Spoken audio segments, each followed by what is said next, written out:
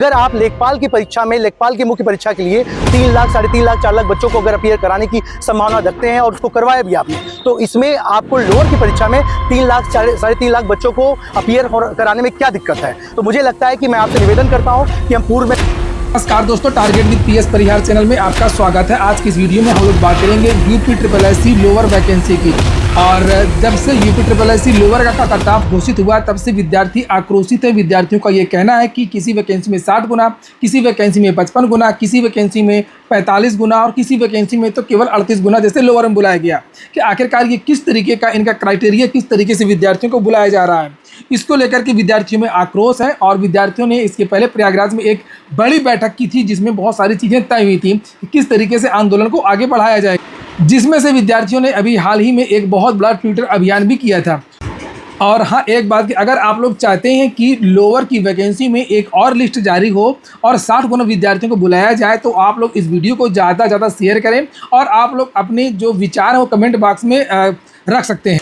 तो फिलहाल आप लोग सुनिए पंकज पांडे जो संयुक्त प्रतियोगी हुंकार मंच के संयोजक हैं, क्या कह रहे हैं लोअर की भर्ती को लेकर के, क्या इनका आगे का कार्यक्रम है, किस तरीके से ये लखनऊ जाएंगे, किस तरीके से ज्ञापन देंगे, किसको ज्ञापन देंगे, समस्या कहाँ पर है। साथियों नमस्कार, मैं पंकज पांडे संयुक्त प्रतियोगी छात्र हुंकार मंच से।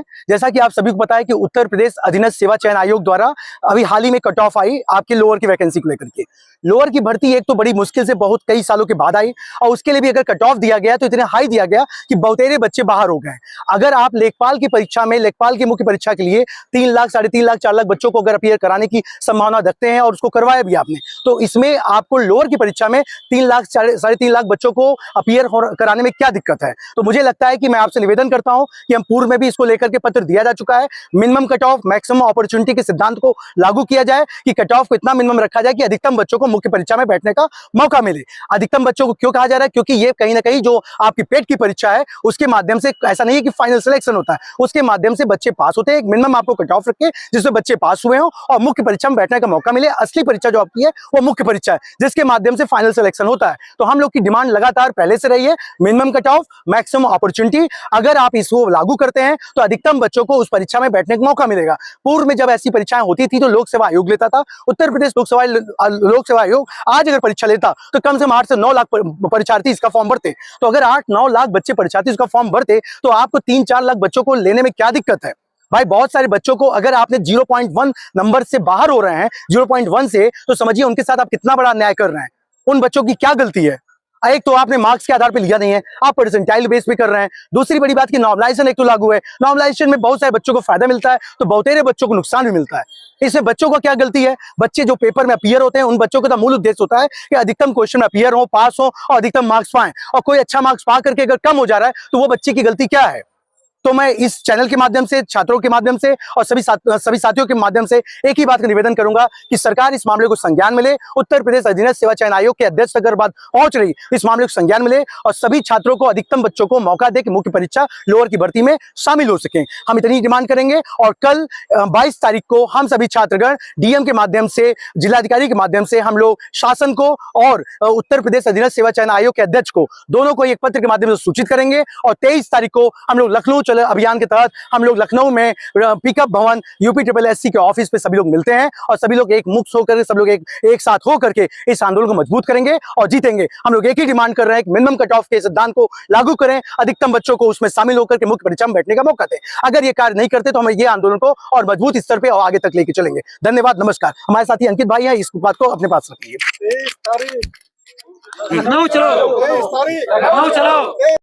सुना आप लोगों ने, ये प्रेस विज्ञप्ति भी जारी हुई है संघ की तरफ से।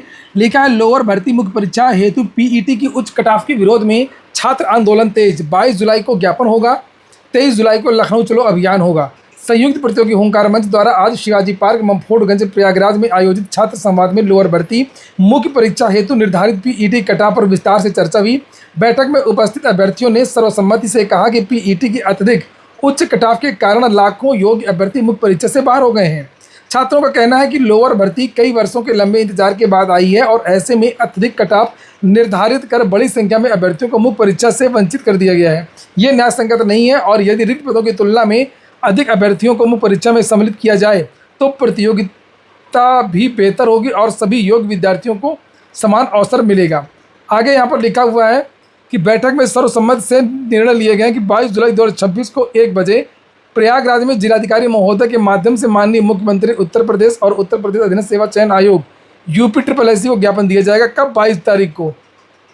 23 तारीख को क्या प्रोग्राम है? 23 तारीख को लखनऊ चलो अभियान, कार्यालय चलो UPSSC अभियान चला करके आयोग के समक्ष शांतिपूर्ण लोकतांत्रिक तरीके से छात्रों की मांगें रखी जाएंगी।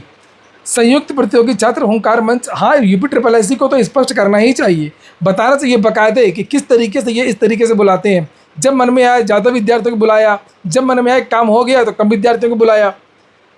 आगे लिखा, संयुक्त प्रतियोगी छात्र हुंकार मंच उत्तर प्रदेश सरकार एवं UPSSC से आग्रह करता है कि मिनिमम कट ऑफ और मैक्सिमम अपॉर्चुनिटी के सिद्धांत को लागू किया जाए ताकि अधिकतम योग्य विद्यार्थियों को लोअर की मुख्य परीक्षा में सम्मिलित होने का अवसर मिल सके। इससे भर्ती प्रक्रिया अधिक पारदर्शी, न्यायपूर्ण एवं अवसर की समानता के संवैधानिक सिद्धांतों के अनुरूप होगी। नीचे लिखा कि संगठन के प्रदेश के सभी अभ्यर्थियों से अपील है कि वे लोकतांत्रिक एवं शांतिपूर्ण तरीके से इस अभियान में शामिल होकर के अपनी उचित मांग को मजबूत करें। और इसमें बहुत सारे विद्यार्थी इसका विरोध भी कर रहे हैं। जो विद्यार्थी जिस कट ऑफ के अंदर है वो इसका विरोध कर रहे हैं। उनका कहना है कि अगर ऐसे बुलाया जाएगा ज़्यादा विद्यार्थियों को तो पीटीए कोई मतलब ही नहीं रहेगा। तो मैं उनको बता दूं कि ये प्रीलिम्स नहीं है, ये स्क्रीनिंग टेस्ट नहीं है, ये केवल अर्हता परीक्षा। और हो सकता है कि इस भर्ती में उनका नाम आ गया हो, लेकिन आगे आने वाली भर्ती में भी समस्याएं होंगी। मान लीजिए अगर कोई 300 पदों पर वैकेंसी आई, 400 पदों पर वैकेंसी आई, तब आप लोग क्या करेंगे?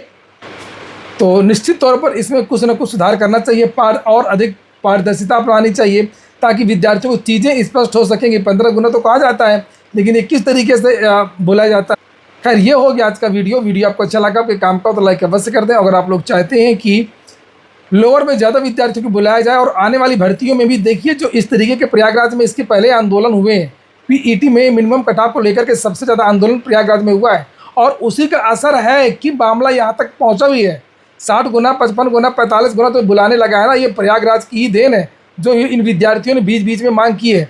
कई बार ये मांग की गई है और इसी तरीके से अगर आप लोगों ने थोड़ा सा और दबाव बनाया तो निश्चित तौर पर UPSSC कुछ ना कुछ सुधार करेगा अभी आने वाली भर्तियों में, क्योंकि अभी आगे भी विज्ञापन जारी होना है। PT 2026 के बाद में भी भर्तियाँ आएंगी और ज़रूरी नहीं है कि 2500 भर्ती आए।